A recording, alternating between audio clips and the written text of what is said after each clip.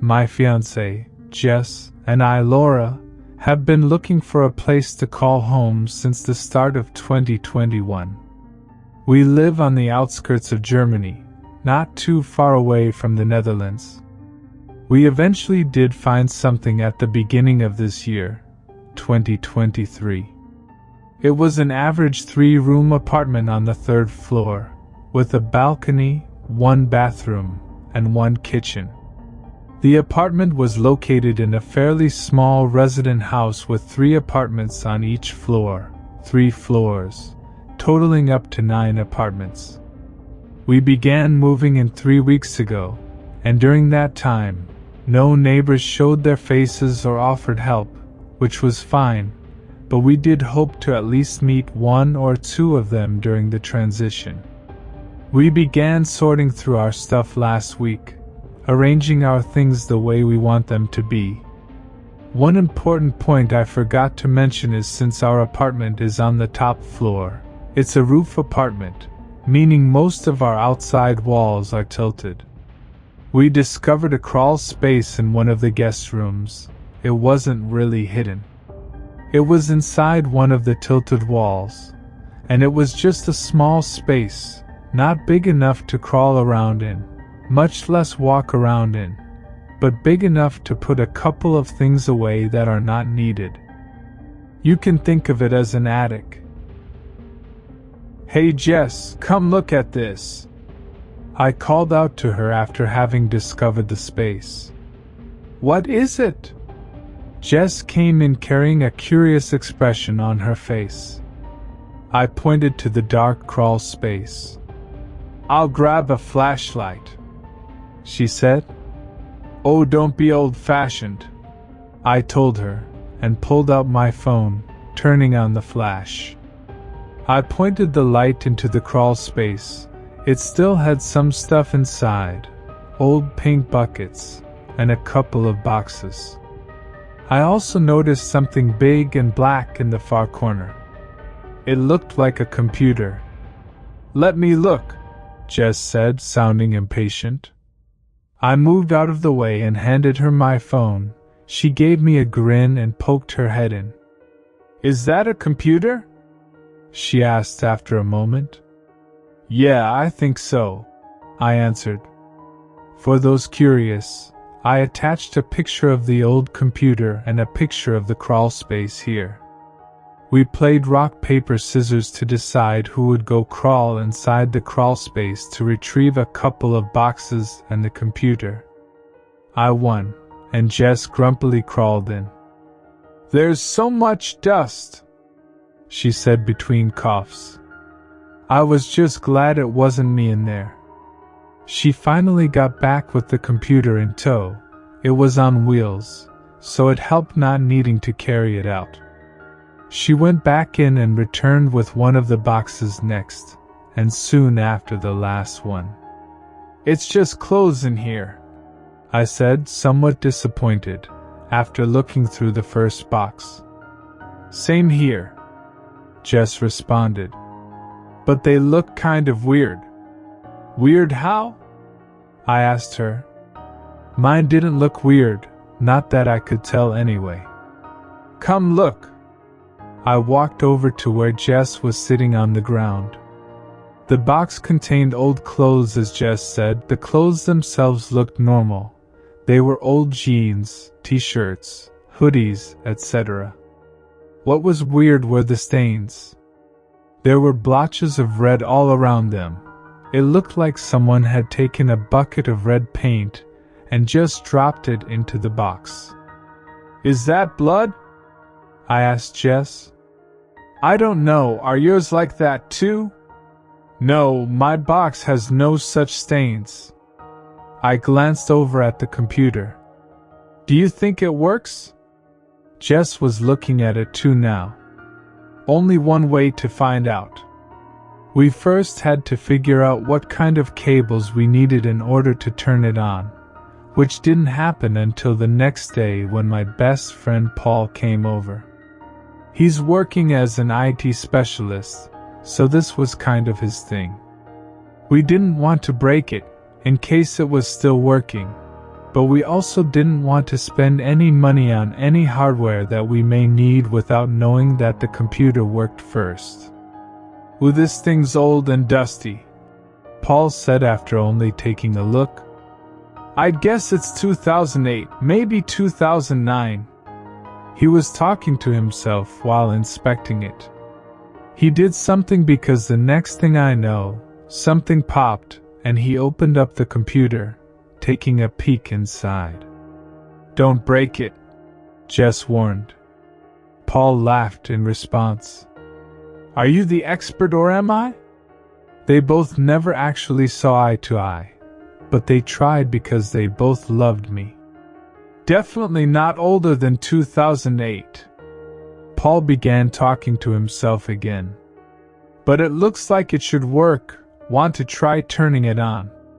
He turned to me awaiting an answer. I nodded. "All right, I'll go grab some stuff I need to turn it on, and we can see what we find." I could tell he was excited.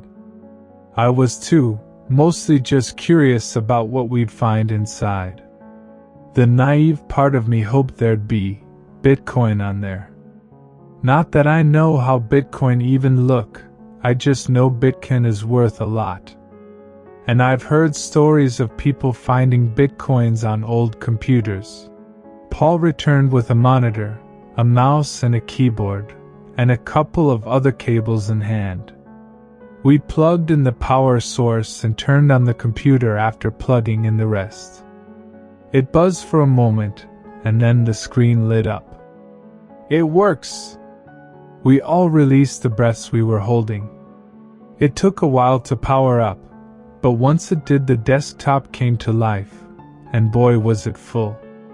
There were icons of apps, folders, documents, and things I didn't even recognize. After clicking a couple of times, Paul said, "This thing's full of stuff. Both the disks are full. But it works, so that's awesome," he added.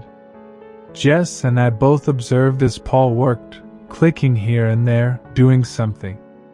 "I can get this cleaned up for you and fully functional in a couple of days," he finally said, still not looking away from the screen. Jess nodded. "How about you let us see what's on it first, and then you can come to pick it up next week?" I asked. I was being nosy. Jess gave me one of her disapproving looks. Paul looked straight at me and smiled. "Sure can do, just don't break anything while you're at it." Jess shook her head. Paul left shortly after, and we were left alone. My fingers were itching to pick up the mouse and keyboard and get to work, and so I did. I looked through what could be found on the desktop first. There were a couple of resumes, old documents, employment files, resignation files, etc. I had the numbers and emails and names of these people right at my disposal. Next, I took note of the various apps, trying to see if there was anything related to Bitcoin, but had no such luck. After clicking through a couple of things, I stumbled upon a folder titled Images. I clicked on it and began skimming through them. I didn't know who exactly these people were, but they looked normal. They looked like a normal family. My attention suddenly turned to the crawl space as I heard a shuffling sound coming from in there. The door to it was still closed. I slowly walked over, placing my ear on the door, trying to listen in. I couldn't hear anything. As soon as I began walking away, I heard a shuffle again. This time I turned on the flash on my phone, opened the door, and peeked inside. I was expecting a rat or a mouse, but instead I saw nothing. Just an empty space. I sighed a sigh of relief and closed the door, getting back to the computer. I looked through it for another maybe 5 minutes before finally losing interest. I got back to it the next day after work. I immediately noticed some changes. The way some stuff was shown on the desktop, was different. But I shrugged it off, maybe Jess snooped around too. There was a brand new folder on the desktop titled CCTV. I opened the folder and found a bunch of video files, hundreds. They all were titled with dates. The first video was titled November 5th and the last December 23rd. I clicked on the first video and a video player appeared on the screen. The video was 8 hours long, and it showed multiple perspectives of what seemed to be rooms in darkness. I finally realized that it was our apartment it was showing, but it looked different. It wasn't laid out the same way, the furniture was different too. The bedrooms were being filmed too. There were 2 figures inside the king-size bed in the main bedroom, and a single figure in the guest room. It looked like a children's room. The room I was in, the room that had the crawl space. I skipped forward a couple of minutes and watched in horror as the crawl space door creaked open. I could see a hand reaching out into the room. Then the figure in the bed got up and rubbed their eyes. The hand inside the crawl space retreated into the darkness. The figure in the bed, which I realized was a young boy, was frozen in place, just staring at the open crawl space door. I skipped forward a couple more minutes. The boy finally got out of bed and slowly walked over to the crawl space, shutting the door. He then took one of the toy boxes in his room and pushed it to block the door. The boy then ran back to his bed and got under the covers. I continued skipping forward and got to the morning, and then the video ended. I closed it and opened the next one, titled November 6th. This one also started at night. I watched as the mother kissed the boy goodnight and walked out of the room. The box was still in front of the crawl space. I skimmed through the video, but nothing out of the ordinary happened during this one. I opened the next one. This one was titled November 7th Morning. It was short, 5 minutes, and it only showed the little boy's room during daytime. I watched as the presumed mother walked into his room and pushed away the box of toys, which was blocking the crawl space's entrance. She then opened it and peeked inside, retrieving some sort of object that was out of view. She closed the crawl space door and walked out of the room, but the video kept playing. The door slowly opened and I saw something dark and shadowy quickly moving from one side of the crawl space to the other. Then the video ended. I continued looking through the videos. They were much the same. At some point at the start of December, the boy stopped sleeping in his room and instead slept in the living room, on their sofa. A hand appeared on my shoulder and I got startled. "Whoa," Jess said, taking a step back. "I didn't mean to scare you. I mean, you were really in there." I just looked at her with a blank expression. "It's late, come on, let's go to bed." "Late? It's only 6 p.m. I responded. "It's 9 p.m., Laura." Did I really spend my entire day watching those videos? I stood up from the chair and followed Jess out of the guest room. Just as I closed the door, I heard something creak open inside. I opened the door again. The crawlspace door was open. "What the F?" I whispered under my breath. Jess came back over. "What is it?"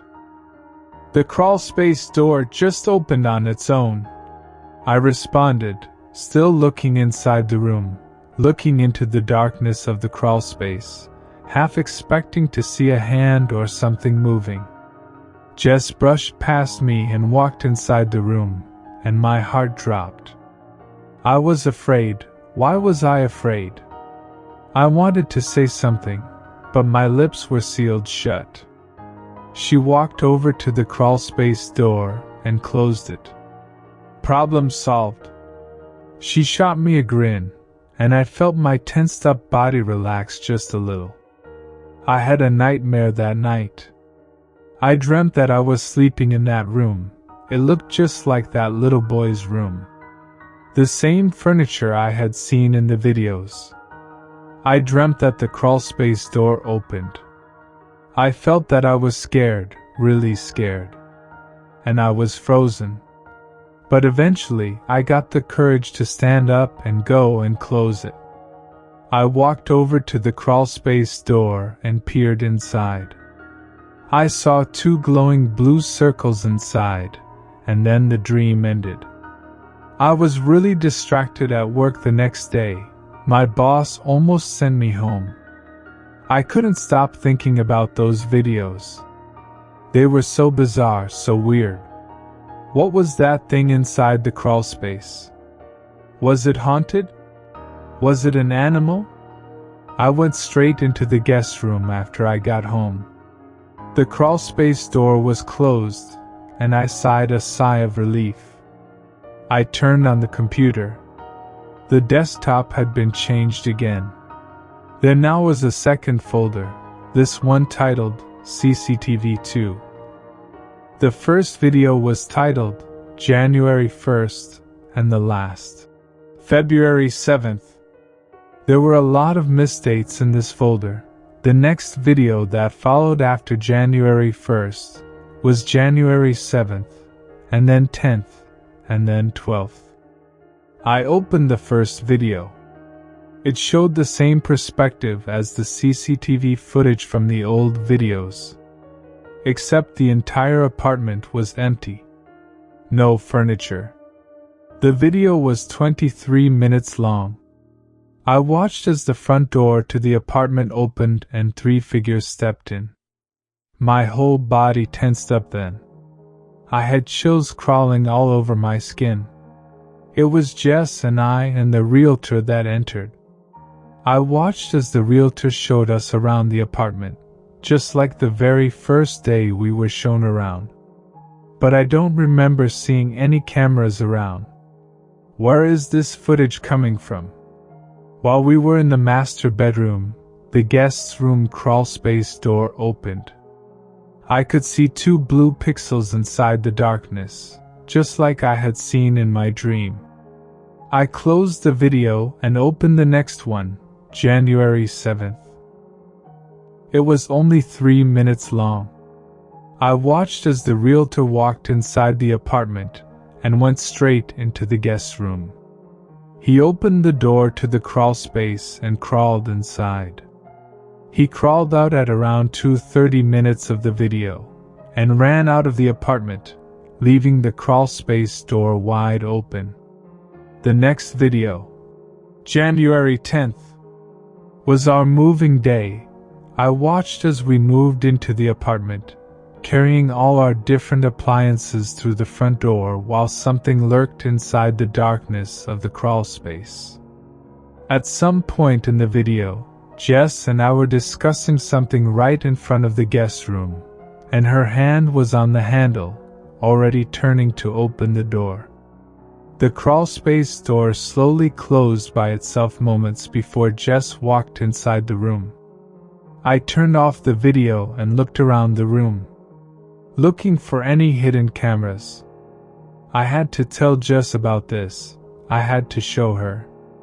I continued looking through the videos until I got to January 29th. That is tomorrow. It was short, 2 minutes. It was only showing the guest room. I saw how Jess walked inside the room and opened the crawlspace. She crawled inside and out of view. Then the crawlspace door shut closed, and the video ended. I was frozen in shock. I closed the video and turned off the computer, walking out of the room. What's going on? Jess suddenly appeared before me. When did she get back home from work? I pulled out my phone to look at the time. It was 8 p.m. What the F? When did it get so late again?